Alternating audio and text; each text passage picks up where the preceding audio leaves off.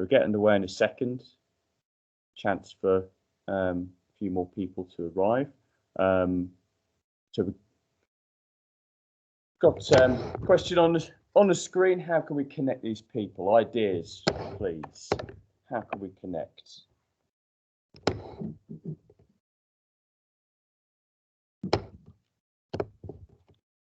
Like that, Hannah. They all have some authority over people. Could be, couldn't it? Could be. Good connection, that.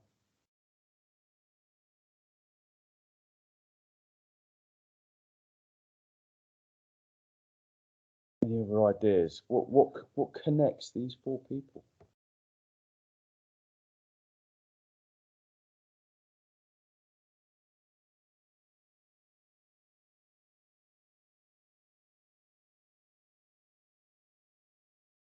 Internationally recognised? Yeah.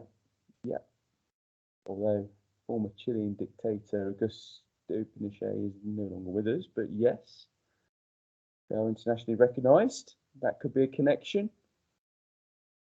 Could be another connection with these guys.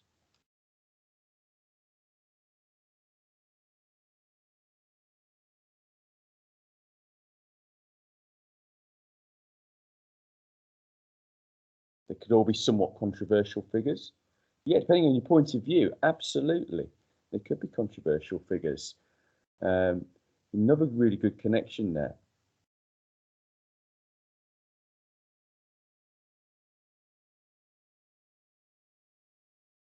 And if anyone knew about these four, what they had in common.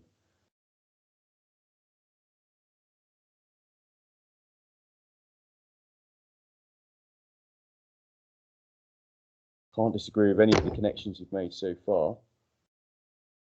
They all have something in common that might link to our subject.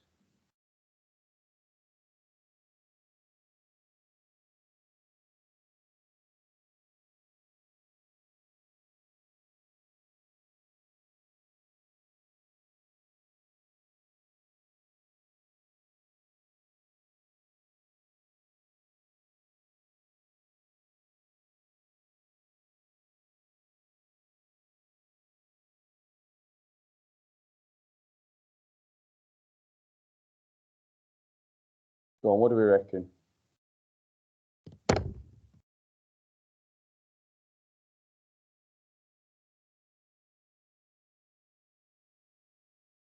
I thought someone would know this, actually.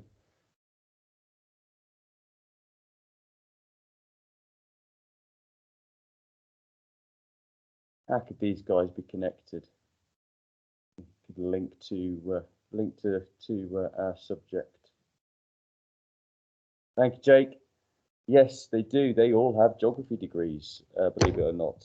And I did not know that till recently, actually. But yeah, they can all be connected. They all have geography degrees. The other connections are good too.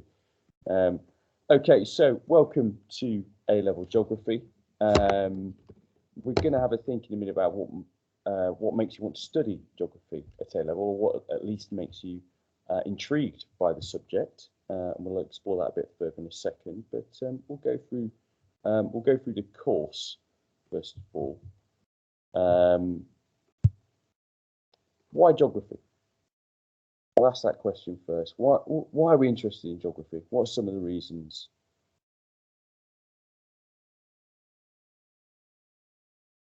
I'll either get a flurry of reasons in here, or you guys will be very polite and shy about this. What's made you interested possibly in doing geography?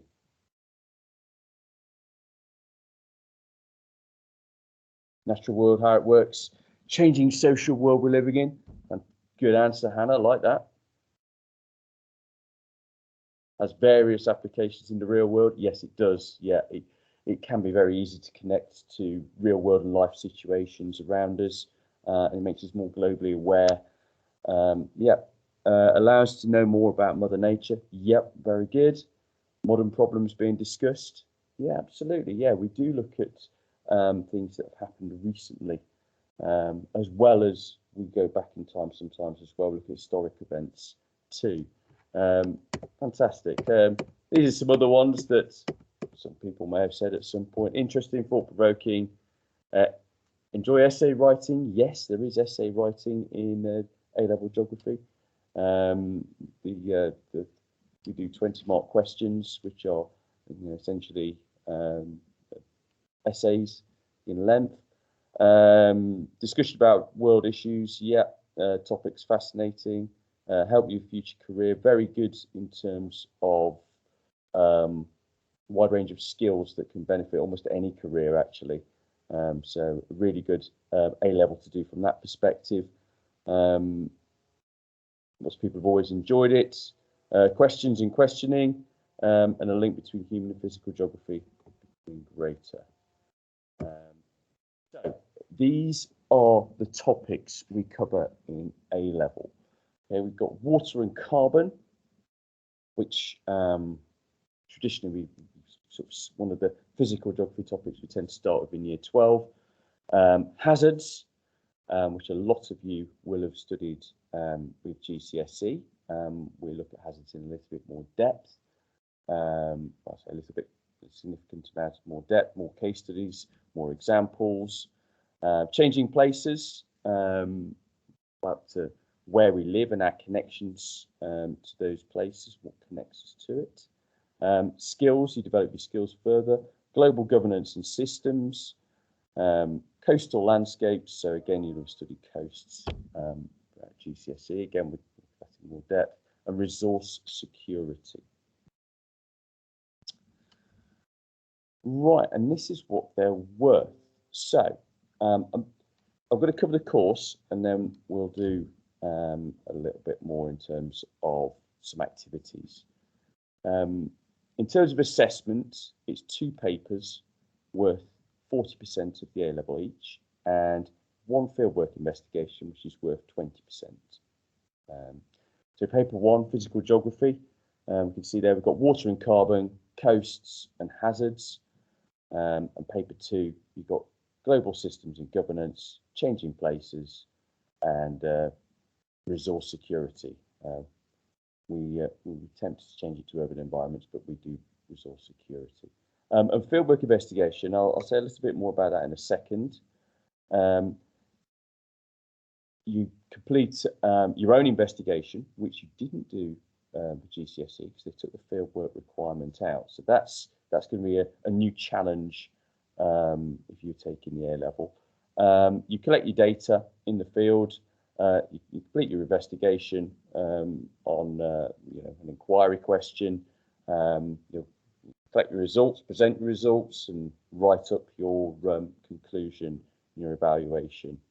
And it's around 3,000 to 4,000 words, so it's quite a big body of work that you'll spend a significant amount of time on, but it is worth 20% of your A-level. Okay. So skills, what will you be developing? Mathematical and statistical skills, map reading, data presentation, analysis of information, synopticity. Field trips you'll be going on. Again, this is one of the more interesting aspects of doing A-level geography, one of the things many of the students are interested in.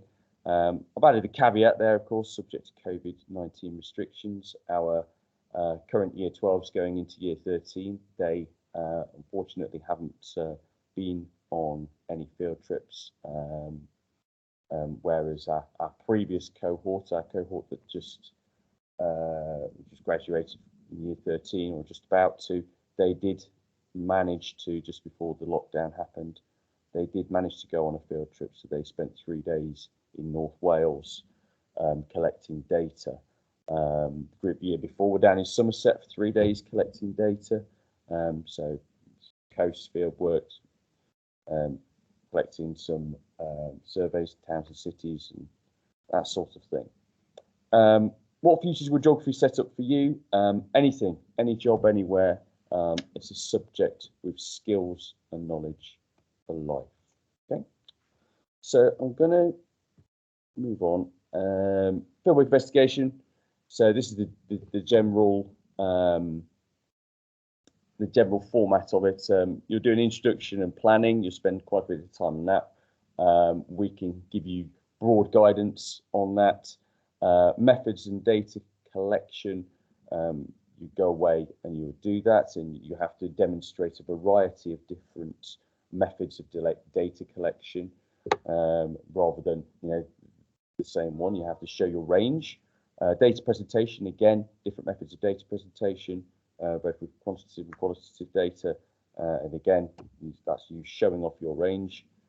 Data analysis, where we drill down into the detail, find any patterns and trends, and then your conclusions and evaluation. Perhaps the evaluation would spark a future investigation. Okay. Right, are there any questions at this stage?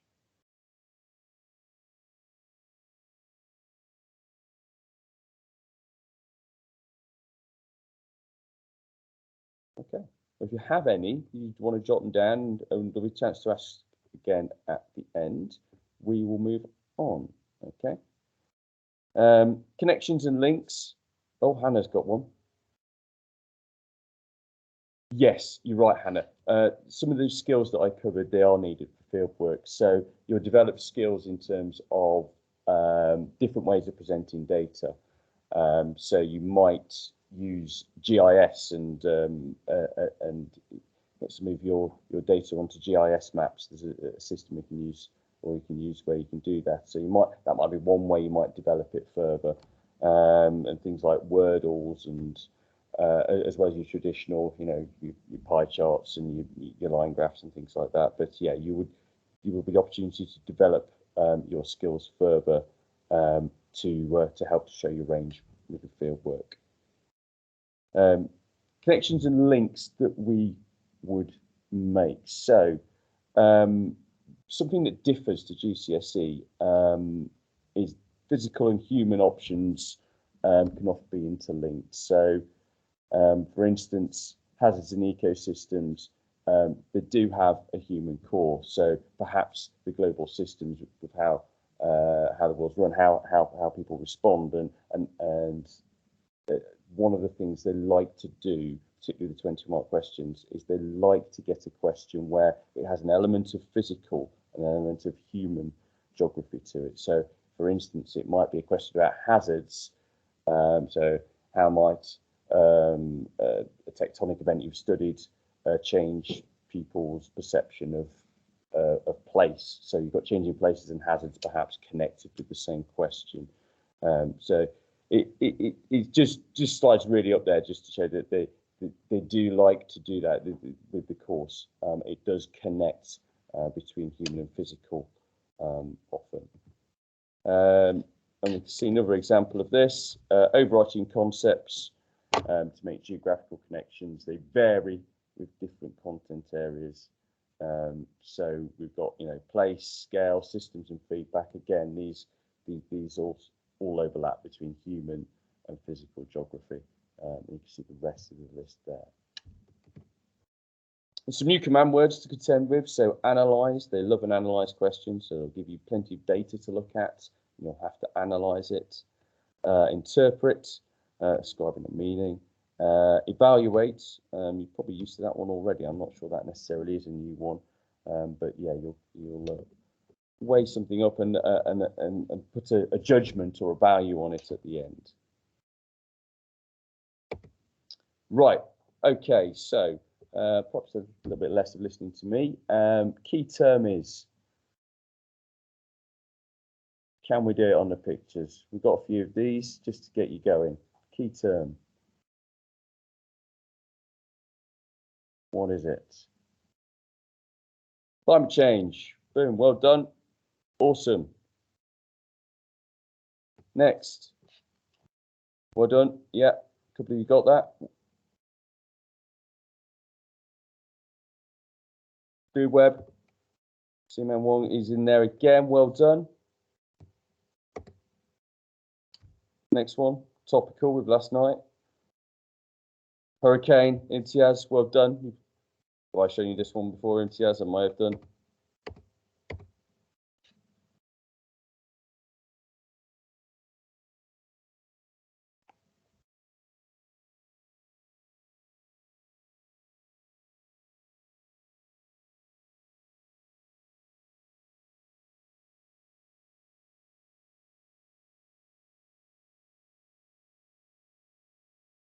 No one got that one?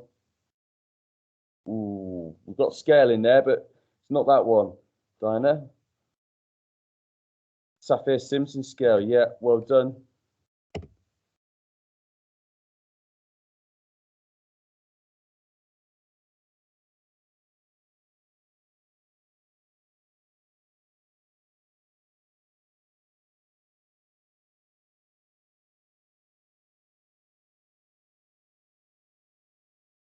Well, you'd have this one easy. Rock armor. Close enough. Rip wrap. It is rock armor. Good stuff. Next.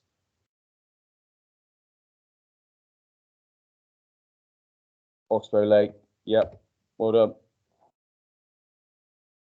Next. Come on, surely this one will be got quickly. Biodiversity, straight in there. Well done, Nathan. Oh, what's that one?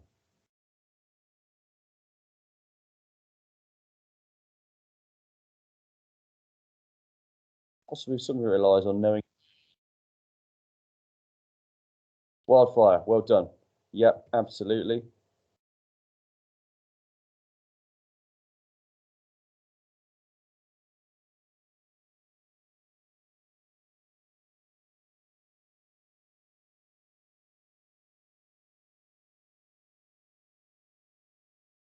Tsunami, good stuff.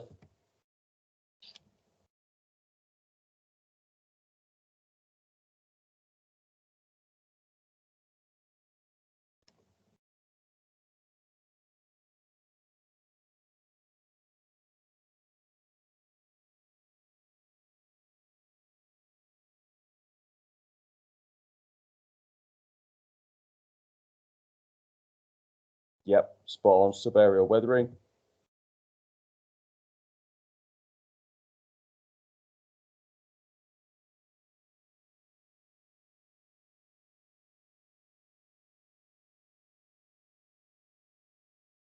Yep, good. Hazard mitigation. RN, you're remembering some of these in chat. I didn't realise I'd showed you.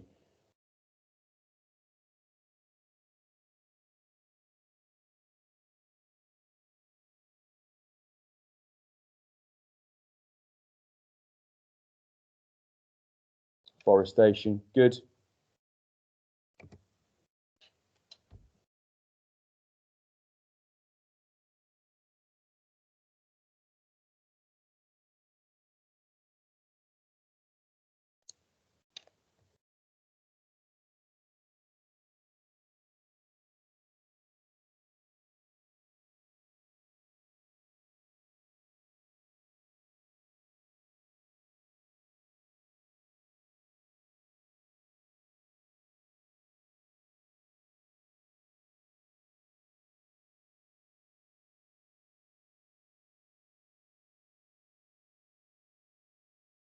Oh, I thought you'd get this one a bit quicker than that.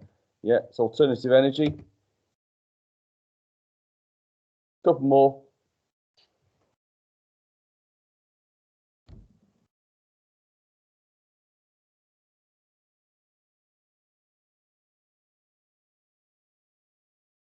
Liquefaction, yep.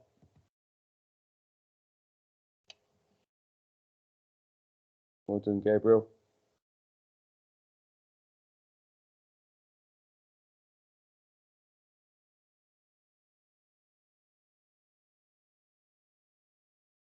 Hazard management cycle, well done. Awesome. Oh, I didn't realise there's any more.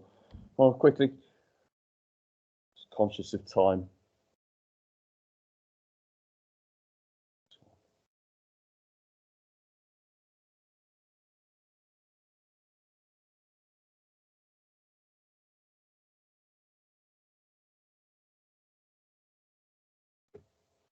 Very good. Shoreline management plan. Excellent.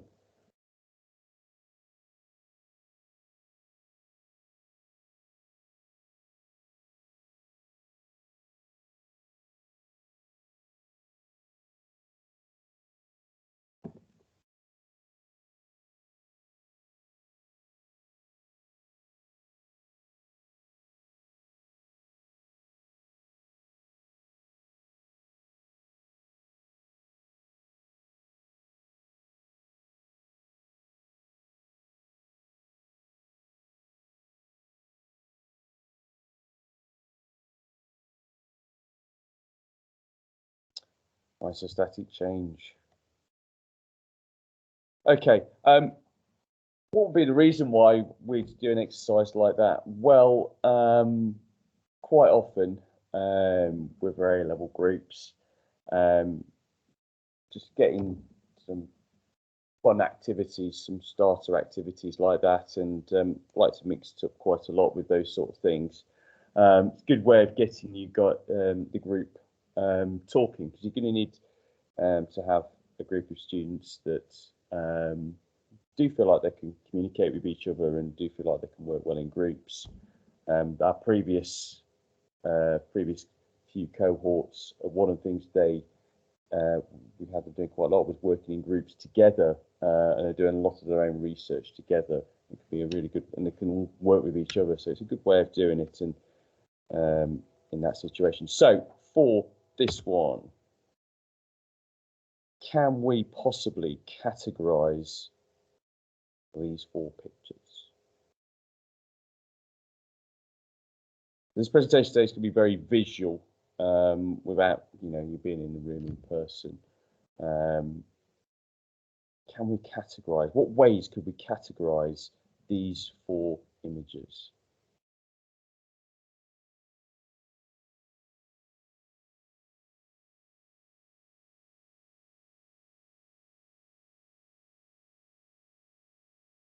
Any categories?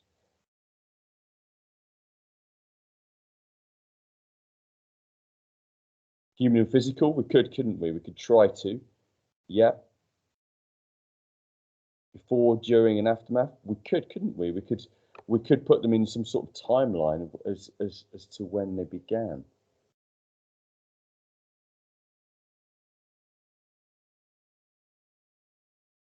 Okay.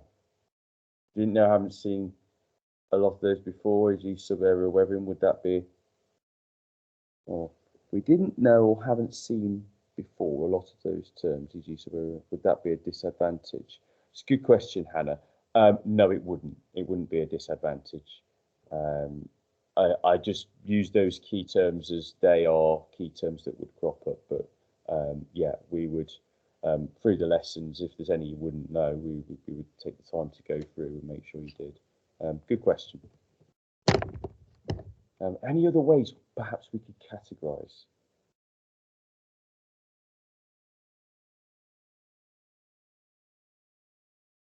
Destruction? Yeah, we could, couldn't we? Could. Okay, let's think of a different way. Can we connect these 4? How can we connect them?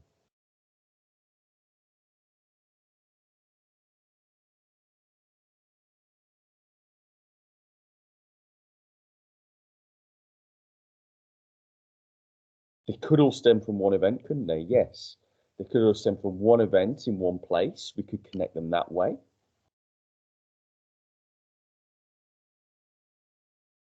They could have all happened in the same country, couldn't they?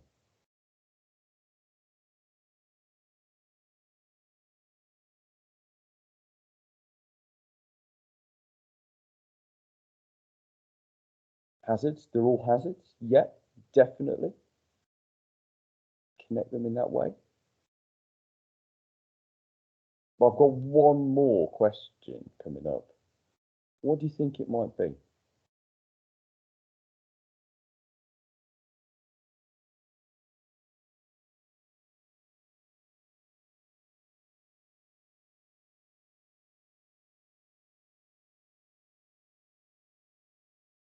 What could it be?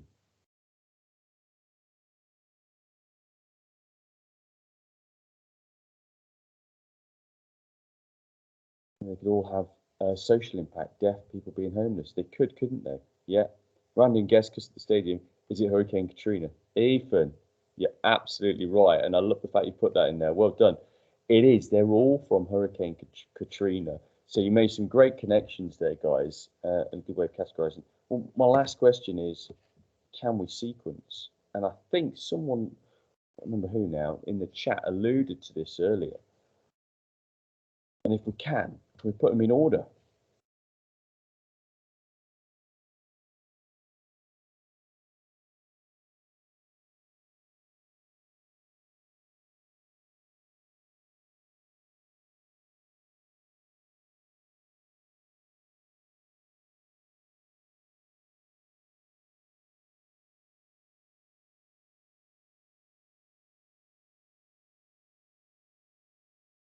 4-2-3-1. Yeah, you could go with that, couldn't you? 4-3-2-1. We're all sounding like formations on the football pitch now, aren't it? Yeah, 4-2-3-1. It could definitely go in that order. 4-3-2-1. It could be that order as well. Just guessing. Yeah, 4-2-3-1. We're all thinking fairly similar. I mean, one obviously is we've got a guy looting, haven't we? So where that fits in from which stage is hard to tell. But yeah, we could definitely go for that sort of sequence of possibilities for that event. Okay, so another bit on hazards, because I like looking at hazards. Which is worse of these four? Four hazards on screen. Which one? Spend time looking at all of these in different case studies.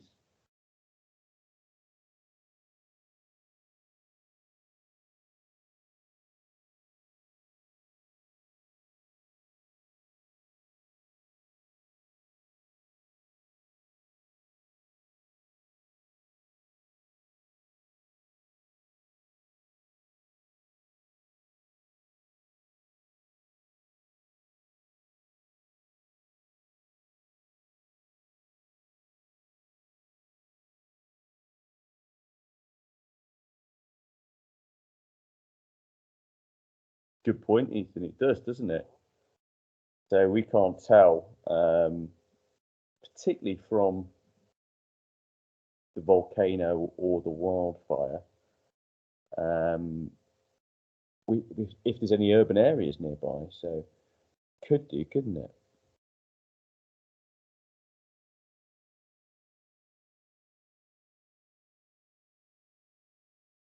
Hannah's gone bottom right, gone with a hurricane. Lots of water damage to property, people injured, drowned. Yeah, flooding as well. Difficult to rescue people. Some fantastic points there, Hannah. Well done. Depends on which factors you're looking at. Doesn't it, Nathan? Good point. Environmentally, the eruption would be quite damaging, but socially speaking, the flooding would be very helpful. Really like that, Nathan.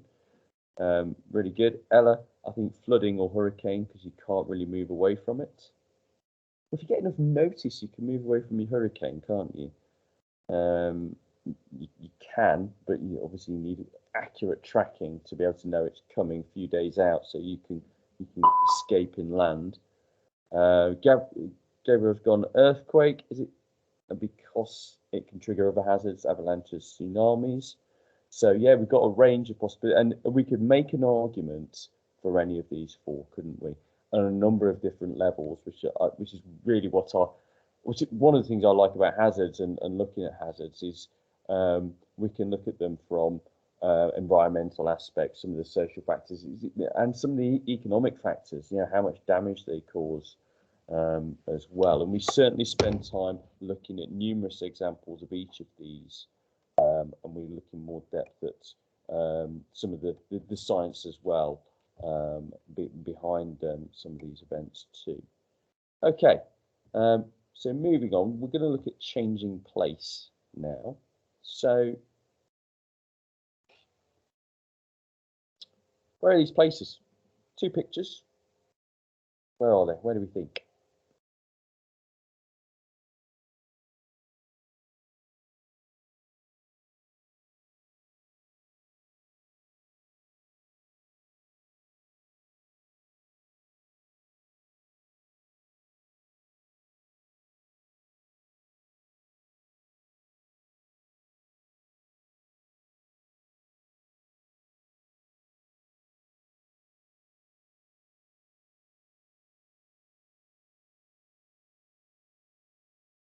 Second one, London.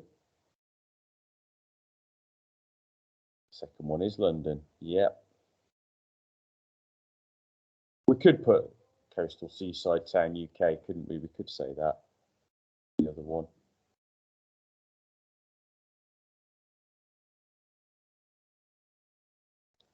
So we've got Torquay and we've got Brick Lane, which is the Tower Hamlets area of London. So two places that our outgoing year 13s spent time looking at, changing place. So some questions we might ask about place. Who lives there? Who lives at the top one?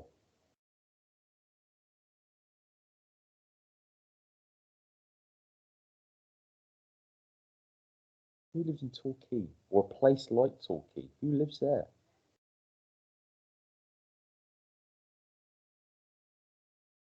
Fishermen? Yeah. Sounds obvious. There will be. Residents? Well, what sort of residents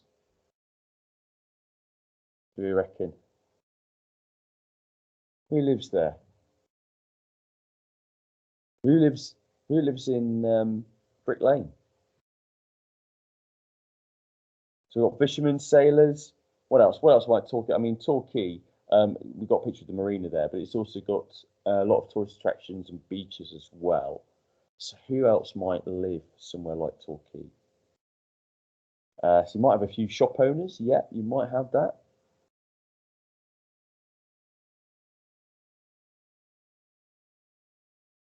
Oh, for London. Okay. Yeah. Well, for either, I suppose. But yes, you're likely to have a few more for London. Tourism agency. Yeah, you probably have a few of those in Torquay.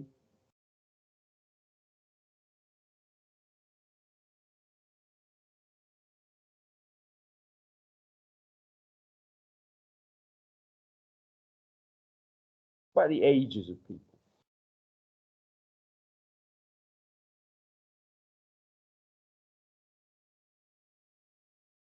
Where are younger people more likely to live?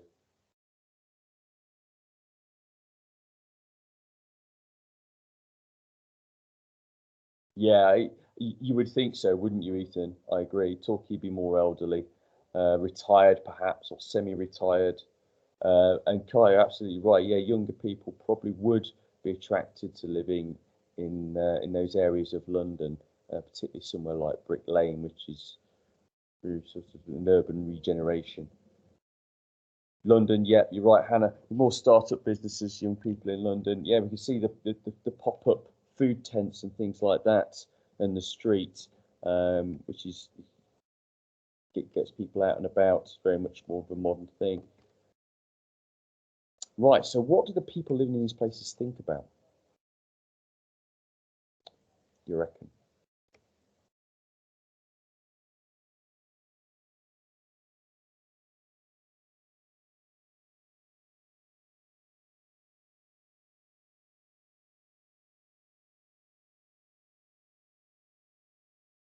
I would think in Torquay you might have they're thinking about weather quite a lot. Um,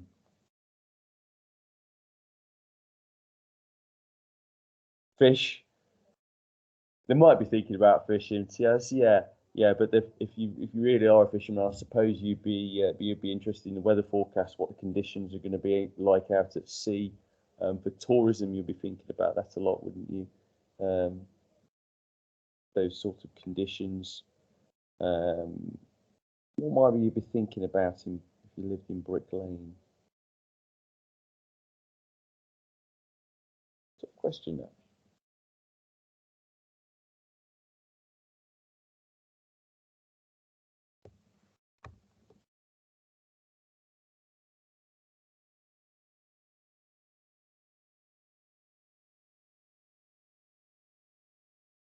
Yeah, perhaps what events you put on, how busy an area might be. Um, what events can you put on to attract people there? Yeah, those are possibly things that you might be thinking about. Um, what do outsiders think? So if we were to go to either of those places, we would be outsiders, wouldn't we? We would have thoughts about both of those places.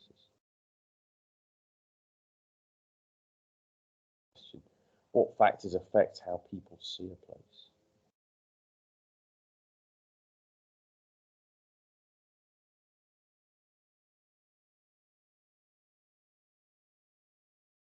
These are all the types of questions we will be asking about different places, about place.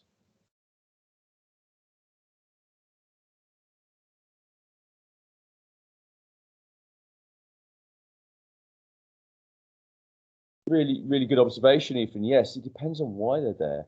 If you're there for work, you might have a different perspective as if you were perhaps a visitor or holidaymaker, I suppose. How busy it is, what types of people live there, cleanliness. Yeah, you're absolutely right, Hannah. Those are all things you would think about if you're visiting those places. Opportunities in the area, like housing or entertainment. I'm assuming that's what factors affect how people see a place.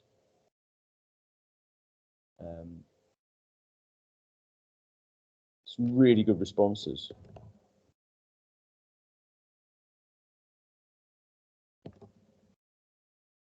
How are we doing for time? We've got 12, 13 minutes left. We need to have time for general questions for the last few minutes. Okay, so changing place, another one of the topics we look at, one of the human topics that's quite enjoyable that we look at, and we generally as well, when we do our field work, we tend to, something I forgot to mention earlier with field work, you don't just do maybe a 2 or 3 day residential trip. We also do another field day, field work trip closer to home. In recent times, we've gone to Bletchley, so you've gone around Bletchley Town Centre and collected some field work from there, and it's usually linked to the changing place topic. So it might be perceptions from local people or visitors, things like that. But you develop your own open and closed questions, like data. Okay, so should we protect? What do we think? Thinking of coasts. We're not going to today because we've only got a few minutes and it's just a flavour, a taste. But should we protect? What do we reckon?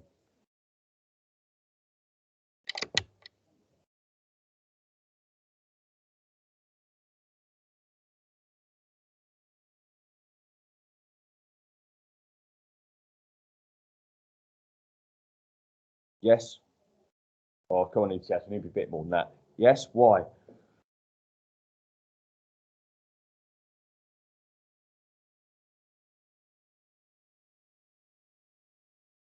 Because they're homes? Okay. Yeah. So what will we choose? Why? Depending on economic, environmental values, land being chose national parks like that, Ethan. Yeah. Depends, doesn't it, on that town? Perhaps. Depends if people live there, it's completely barren. Okay. Yeah. What management scheme would we choose if we're protecting this area? What do we reckon? Seawalls? Maybe. They're effective.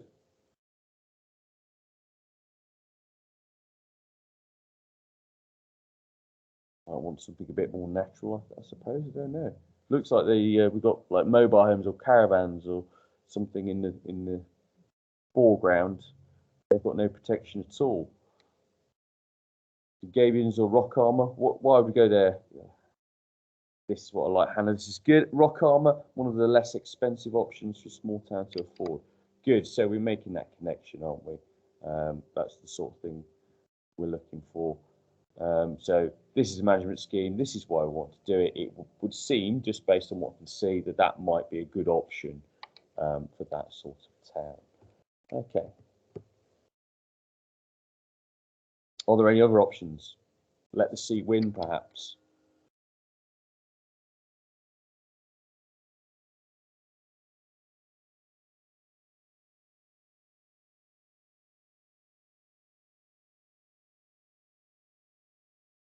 Managed retreat. Yeah, could do managed retreat, couldn't we? The do nothing option could be, as long as there's no one living there, evacuated, allow the sea to claim some of the land. Could be another option. Could be that all the residents could be moved inland, couldn't they? There could be some other options to discuss and choose. Managed retreat would cost houses near the coastline and need to be compensated with plant. Exactly. There's again, we could get far more into the cost element. What is the cost? How many millions does it cost to relocate 2,000, 3,000, maybe more people from one place to another, and not just people in the homes, but businesses. and tourist attractions perhaps. So there's definitely a wider cost element that we've spent more time looking at with coasts. Okay, global governance and global systems. So another topic we're doing, another human geography topic. So for today, I just kept it for two human and two physical. So this is a second human topic that we look at. We start by looking at globalization, some of the dimensions, flows of labour, capital, products, services, some of the TNCs and companies involved. We look at global systems, so that's our economic and political, environmental systems, who governs what is global governance. So we'll look at bodies like United Nations, EU, things like other bodies, NATO, in terms of global governance. The global commons, we looked at the concepts of the global commons, so things like our atmosphere, that sort of thing. Antarctica is a global common. We spent some time looking at Antarctica, which students tend to find particularly interesting. And we look at threats to Antarctica from climate change, fishing and whaling, search for minerals, tourism, scientific research, role of NGOs in monitoring threats, and enhanced protection of Antarctica. So this is one of the favoured topics. And I thought, given as we like to look at Antarctica, or we spend time looking at Antarctica, and certainly tourism in Antarctica, come up with a caption competition. So the caption could be for the penguins. So we've got the tourist boat there, we can see it, visiting Antarctica. Obviously, any time that any visitors come to Antarctica, it has the potential issue of damaging that ecosystem. Any visitors, they have to, they have to check every fibre of what they're wearing. They've got no seeds embedded in their shoes, that sort of thing. So, should we visit Antarctica, or should it be protected? Can we think of a caption from the penguins? My year 13s did this earlier in the year. They came up with some decent ones. What about you guys?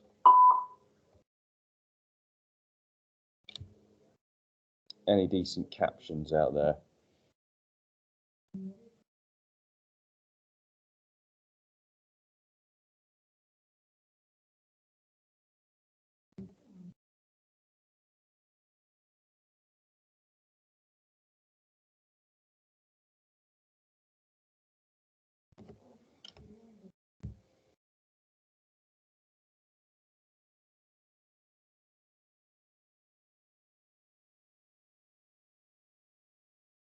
Perhaps it's too soon for a caption competition. Don't know each other well enough. As if we're in a classroom environment, it might be easier. There's a couple more bits I want to get through. We've got 5 more minutes left. Human invasion into penguin territory. Yeah, like that.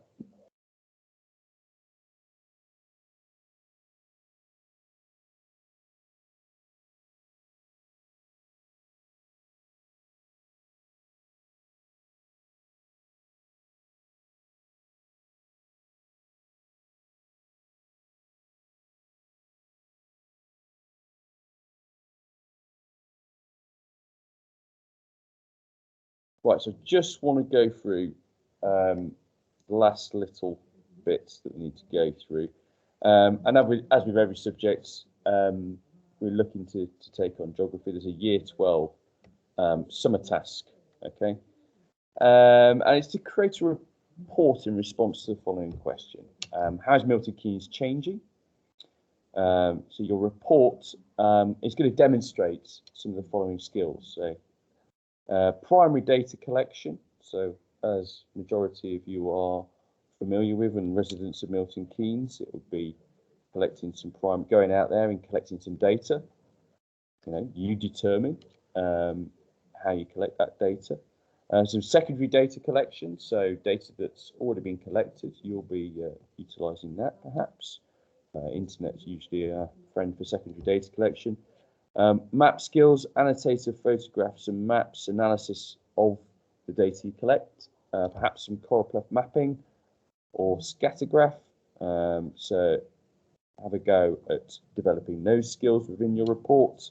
Also, your report will need to demonstrate brief history of Milton Keynes from 1967 onwards, explanation of how population has changed, both in terms of size and structure, socio-economic characteristics of the people in Milton Keynes, so social standing, economic standing, characteristics of the people of Milton Keynes changing in terms of wealth, age and ethnicity, how Milton Keynes is changing in order to provide for its population in terms of expansion, housing provision, employment provision, leisure provision, public transport, future for MK, and conclusions as to how it's changed. So again, this is available on the PowerPoint, and this will be, I believe this will be uploaded to the YouTube channel as well. This recording. So some resources for you as well. We've got some links on there. Yes, we can make it available, Hannah. We will make the PowerPoint available, so you'll be able to look at that. Yeah, so some links for some resources to help you, particularly with secondary data. Submission date 24th September, so significant period of time. Summer holidays and you know, 2 or 3 weeks once school started as well. And that's good 3 weeks at least, isn't it? Before that would fall due. Really, what it does, it gives you a flavour of what you're going to be needing to do for your NEA, your field work. NEA is non-examined assignment, and that's your field work, which is worth 20%. So this just gives you, I suppose, a flavour or taste of some of the skills that you'd be utilising for that. Right, any questions? I realise I've only given you 1 minute, so if you have any further questions, you could always.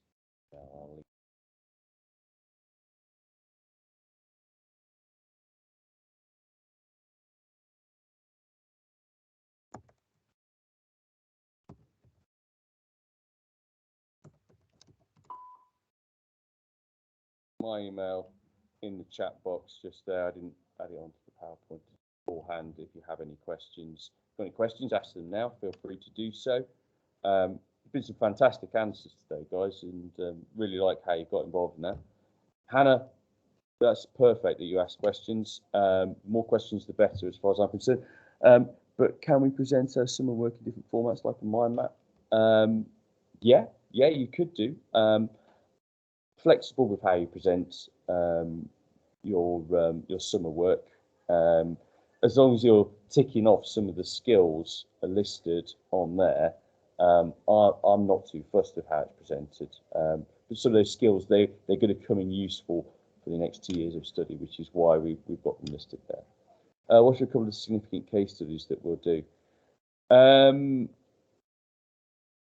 mean, hazards instantly springs to mind when you say case studies. We spend time looking at multi-hazard environments. So the Caribbean, for instance, is somewhere where they get tropical storms and they get tectonic activity, so they're vulnerable to earthquake activity as well. So yeah, they're some of the more interesting areas. And wildfires as well, which we don't cover in GCSE. We spend time looking at those. That can be quite interesting, actually, looking at some of the causes and some of the complexities with regards to those. They're one of my favourites, I have to say. Sorry, what was the wider reading to do with? Did we need to read those books? If you could read, I mean, there's a stack of books there. If you read a couple of them, that would be useful. If you read all of them, that would be absolutely awesome, Nathan. I think there's about 25 books there, so if you're doing it over summer, that would be, well, it would be, you know, be less than one a day, but yeah, wider reading is always helpful, as it is for any A level, because it is a step up. You are required to do more reading, it would be a bonus, a benefit if you did. Layla, sorry, I'm not sure if you said, but should it be handwritten or typed? Entirely up to you. My preference would always be typed, and purely it's, from a marking reading point of view, it's easier than the reading handwritten. But if you don't have access to that, handwritten's perfectly fine. I know some of the handwritten work that you guys can present can be absolutely fantastic. So I don't mind either way. It's the content that is the important thing. Yeah. Any other questions at all? Awesome. Again, some excellent answers today. It was just a flavour of some of the types of tasks that we might do. Obviously, it had to be very different to normal. We're doing it online and not being able to do it in person. But hopefully, a number of you will be considering doing A-level geography, and we'll hope to see you in September. Oh, Nathan, if we don't manage to read any of the books over summer, is that okay? Yeah, it is. It's fine. We're okay to focus on the research. Task correct? Yeah, absolutely. Yeah, no, you're absolutely right, Nathan. Yeah. If you wanted to focus on that, that's absolutely fine. The additional reading is just a nice to have. Okay. Thank you, guys. Enjoy the rest of the day. I'm sure you've got other ones that you're off to now. And take care. Hopefully see you in September.